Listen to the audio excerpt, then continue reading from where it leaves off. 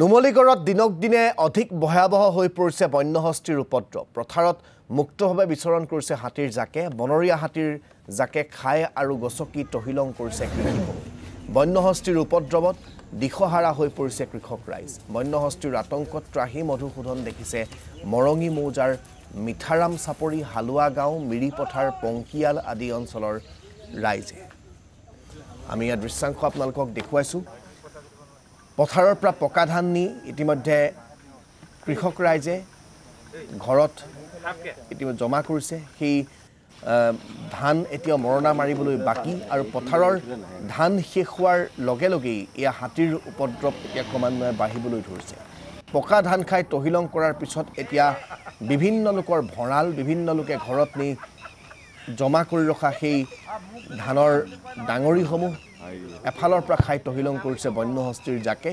আৰু এয়া নুমলীগড়ৰ দৃশ্যাংশ। নুমলীগড়ত এতিয়া এইদৰে জাক জাক বন্যহস্তীৰ মুক্ত বিচৰণ এক প্ৰকাৰ সুলভ হৈ পৰিছে। দৈনিক এই ধৰণৰ দৃশ্য দেখিবলৈ পোৱা যায় আৰু হাতীৰ উপদ্ৰৱ ৰোধ কৰিব নোৱাৰাৰ ফলত নুমলীগড়ত জনসাধাৰণেও একেলগে এই হাতীৰ সৈতে সহাৱস্থান কৰিব পৰা এটা পৰিৱেশ তেওঁলোকে নিজেই গঢ়ি তুলিবলৈ বাধ্য হৈছে।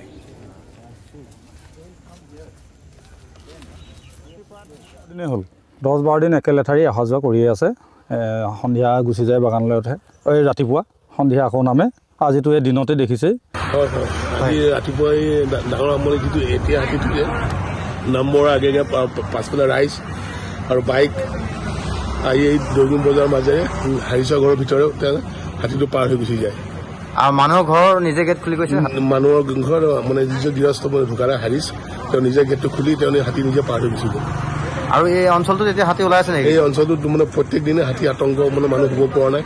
ৰাতি দিনে মানে খেতি বাৰী ভঁৰাল ভাঙিছে, মানুহৰ ঘৰত সোমাইছে, খেতি বাতি নষ্ট কৰিছে।